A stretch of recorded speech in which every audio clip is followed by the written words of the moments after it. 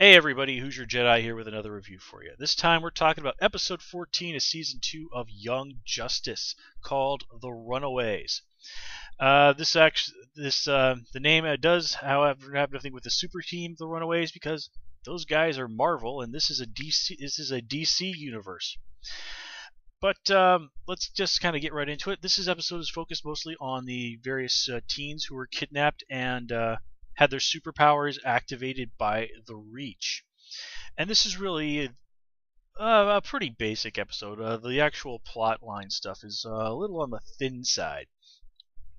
But this is really just a chance to really introduce us to these kids in a much more focused way.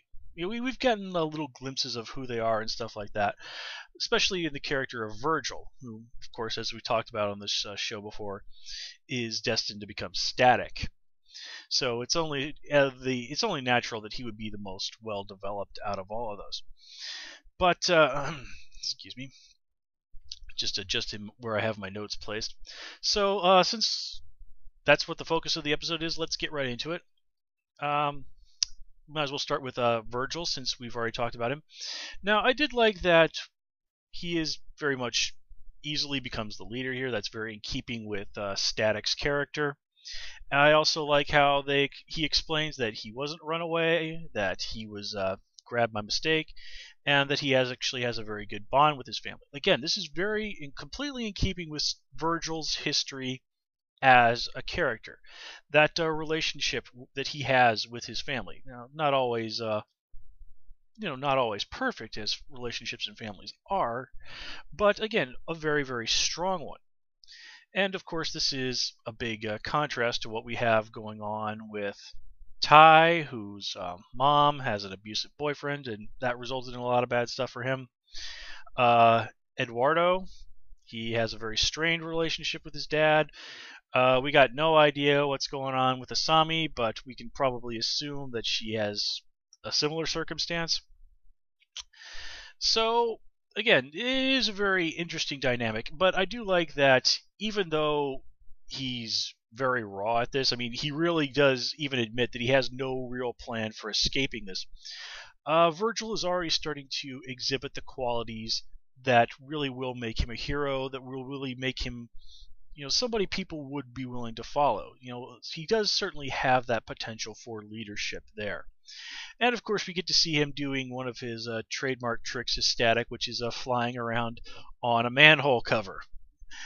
And of course, he also does another thing very static of wearing a hat while he's using his powers. If you are familiar with the very early days of the character of Static back in about the mid-90s, or right around in them, he actually started off having a Malcolm X hat as part of his costume. This is being, of course, a reference to the movie Malcolm X by Spike Lee, which came out right around that time and was quite popular. But anyway, let's move on to some of the other characters. Of course, we've talked about Ty, Long Shadow, a little bit. Here we really kind of get to see his powers and really understand what's going on with him. Now, Ty, of course, as I've mentioned in my previous reviews, is based on the old Super Friends character of Apache Chief. And Apache Chief's power was, he would say, Inukchuk, which apparently translates as like big man in the Apache language, and he would just basically grow to superhuman size. Here we see a little bit less ridiculous version of that. He basically can kind of create this psionic construct around himself, actually very similar to armor from the X-Men. So we also get to see Jaime reveal that to these guys, including Ty, his very close friend, that he is Blue Beetle. Okay, this is a very big deal, and at the time, seems like a very, very, very strong indication that Jaime is in fact in complete control, and that this is something that the Beetle would never have allowed. This is something he would have strenuously objected to. It probably would have even overrode his control to prevent him from doing that. Now, of course, we find out that that's not exactly the case, but we'll talk about that a little bit more in a bit. Now, Eduardo, I was really scratching my head trying to figure out who this guy was. It really didn't quite make sense to me that they'd just create a completely new character here, especially since Ty is obviously based on Apache Chief. So I actually had to get on to the DC Comics wiki and look up this episode, try and figure out a little bit more about what was going on here. And I finally found it when it was made clear that his full name was, and actually it is, I believe, mentioned it by Lex Luthor at the very end. But his name is, in fact, Eduardo Dorado Jr. His dad is obviously the original Eduardo. Of course, Ed. He seems to go by Ed, so his name is Ed Dorado. Ed Dorado, which of course is just one letter off from El Dorado.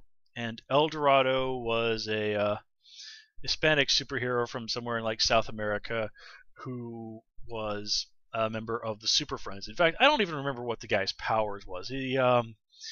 He was an especially ridiculous character, but it looks like they're sort of trying to dust him off and do what they did with Long Shadow and sort of give him a little bit of dignity here. And yeah, I think that's kind of been due. Now, Asami, she's really one that I kind of also scratched my head over. My best guess is that she's meant to be a bit of a riff on another old-timey Super Friends character, Samurai, who had kind of wind powers.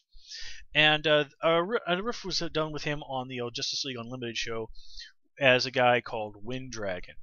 Now, the only real problem here is that Asami's powers are not 100% clear. She seems to be able to move extremely fast, which was in keeping with both Samurai and Wind Dragon's powers.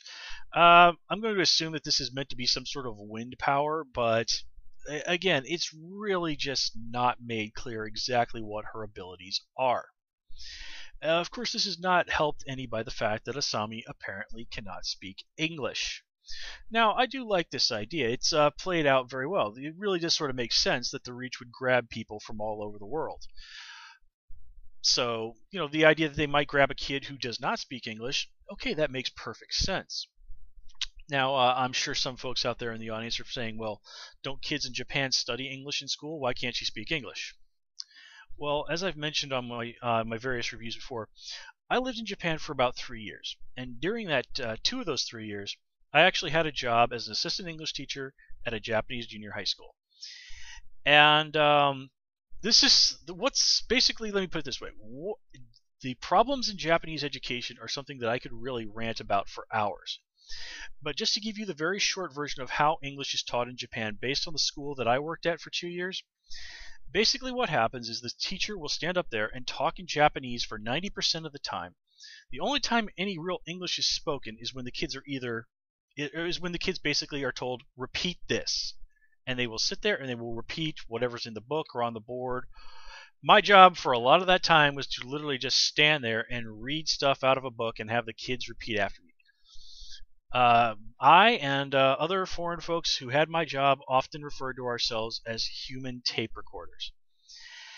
And the really sad thing of it all was, well, let me put it this way. It's often been said also by foreigners who teach English in Japan that in Japan, kids do not learn English, they study it.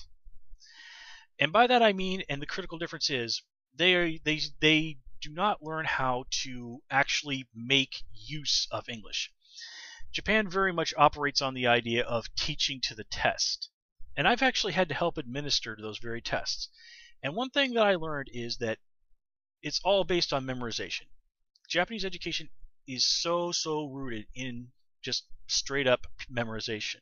Of course, this is a terrible way to learn a lot of things. Now, granted, a certain amount of just plain old-fashioned memorization is, of course, necessary when you're learning a foreign language.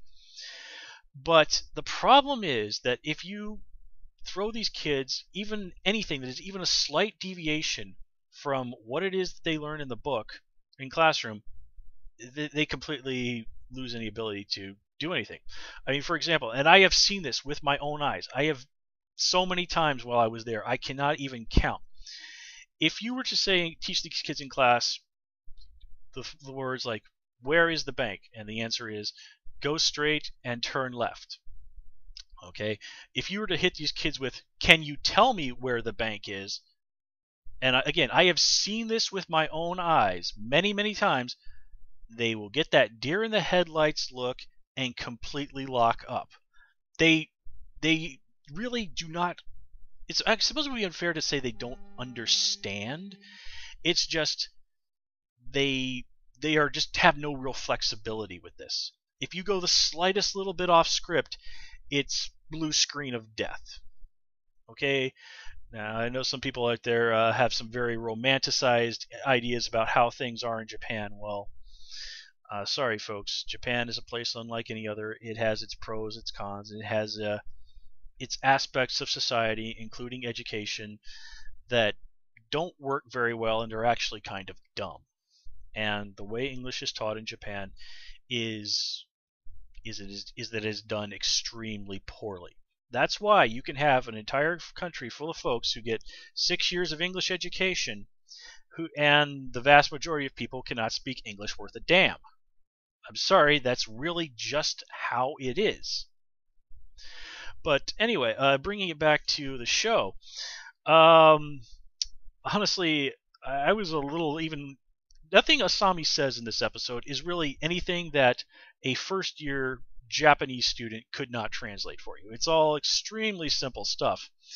The pronunciation for the way she has it and the way the scientist does, and Lex Luthor is. Well, let's just say Asami, I think, gets off to a little bit of a rocky start, but whoever it is that was playing her, eventually settles into the point where I could understand her. But nobody here is obviously a fluent Japanese, a terribly rockin' Japanese speaker. Let's put it that way. Although as time goes by, she does, as I said, noticeably improve. And I did get a bit of a laugh when Asami basically said, like, in Japanese, like, "I can't understand you guys, but let's go." So that was a well delivered line, and it did give me a little bit of a laugh. So anyway, oh yeah, and did you notice that Asami has two different colored eyes? That is actually a trademark of a genetic condition called heterochromia. Now, whether or not this is in any way significant or is a nod to some character out there that I'm just simply not aware of, I don't know, but I thought I'd point it out to you guys. Alright, now going back to what's going on at Star Labs. I'm not familiar with whether or not Dr. Wilcox is an established DC character. It wouldn't surprise me. I was reading an interview with one of the guys behind the show who mentions that the old lady that greets Megan when she has taken John Jones's form at the Brownstone in Chicago, she is actually an established DC Universe character named Ida Berkowitz. The producer guy says, like, "Yeah, I know this dude. He knows literally every single character in the DC Universe. If I call him up and say, I need somebody who lives in Chicago at a brownstone, he will come back to me with a name of a character that we can use." So it is entirely possible that Wilcox is somebody from the DC Universe. Again, just that's somebody I'm familiar with. Now, I do like that the Doctor is not completely painted as just a straight-up authoritarian. He's obviously not really taking the kid's emotional situation into account, and we see that very, very early on.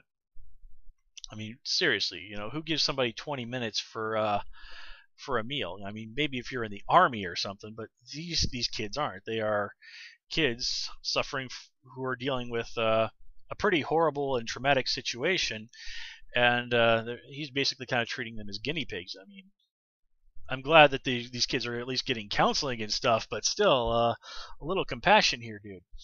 On the other hand, when the security guys go to the bus station to try and get the kids back, it's Wilcox who stops everybody and reminds them, like, look, the kids aren't criminals. They're just sort of freaked out. We don't want to scare them. This is exactly why they left in the first place. And of course, when Asami saves them at the end, he makes it a point to save her. He doesn't use terribly polite Japanese in that situation. He really should have thrown a little something more her way in that situation than domo, but he had just about died, so he probably was a little bit rattled, so I can let that slide for the dude. Not a whole lot to say about Red Volcano. I got a little bit of a kick out of him calling the humans meat bags. Again, this might be a little bit of a reference to the Knights of the Old Republic game, of which I'm a big fan. Let's see. Oh yeah, can't forget that we get to see Neutron again, and I like that he is presented here as being someone who is presenting a perfectly reasonable case. There is a very good reason as to why these kids should stay at Star Labs, even though it's not really a terribly fun place, because as is pointed out to these guys, if they go back out there without anybody to protect them, there's really nothing to stop the Reach from swooping in and grabbing them up again. So, and I do like that even though it's, Neutron tries to be reasonable with him, he explains his point of view, and he makes a very, very good case. And when the kids go against him, he does make the hard choice. Which, again, Neutron was always presented as a guy who was like them, a good person caught up in circumstances that were beyond his control. But part of the thing with Neutron is, from where he was coming from, the idea of things getting out of control. You can understand why this would be something that would really, really scare this guy. And under that circumstance, why he might act against the interest, at least in their eyes, of his friends. Speaking of acting against the interests of her friends, let's bring it to the big revelation. This episode is, in fact, that Green Beetle did not free Jaime from the Scarab. In fact, he has done just the opposite. Now all three Beetles are collaborating against humanity. Again, there were definitely hints that this is what was going on. That Green Beetle was not 100% somebody that we should trust. Here, it's very much bearing fruit, and now we see just why it is that Jaime apparently might have really turned on humanity. Despite everything we've seen, despite his friendship with Bart. So the possibility that Jaime has not escaped his dark destiny is very much there. In fact, it really might have just taken a very, very big step towards becoming reality. And also, you got to think that if this is what it seems to be, then the real Jaime is probably trapped in his own body, basically screaming to get out or to get back in control. I mean, it's a pretty nightmarish situation if you really stop and think about it. So yeah. Oh, and of course we can't forget that we have Lex Luthor stepping in, offering the Runaways his protection, and what he says is not unreminiscent of what we've talked about here as to about how the Light might be scheming against the Reach. And if that is true, well, it would definitely be the Runaways would definitely be a resource, something that Lex could potentially use against the Reach that he would most definitely want. Now, exactly how he could use these guys, well, that remains to be seen. But Lex Luthor is no fool, so he definitely has something up his sleeve. So overall, I think plot-wise, this episode was a little bit weak. Red Volcano was just sort of a throwaway as a villain this episode, although he was certainly presented as a challenging opponent for our rookie heroes. And the what's going on with Lex Luthor is certainly driving home some plot stuff. And of course we have what's going on with Blue Beetle. But again, I don't think the plot was really this episode's strong suit. Where the real juice in this episode lies is really showcasing these new characters, making us understand fully what their abilities are, who they are, what their damage is. For example, Eduardo has his little journey of really not getting along with his father, and of course by the end of it all, he and his father seem to have overcome their differences. So I'm certainly hopeful that we're going to get to see more of these guys. Of course, it's recently come to light that the show is, not going to get another season. I'm certain that if it had, then we would most definitely have been seeing more of these guys in some capacity, maybe as new recruits to the team next season. But say la vie, right? Anyway, there's still quite a lot of episodes left. I'm sure we're going to get to see some more awesome stuff from all of these characters. So, with that said, folks, I'm going to wrap this episode up here, this review up here. As always, please comment, rate, and subscribe. You can, of course, follow me on Twitter at Hoosier Jedi. And until next time, take care and have a good one.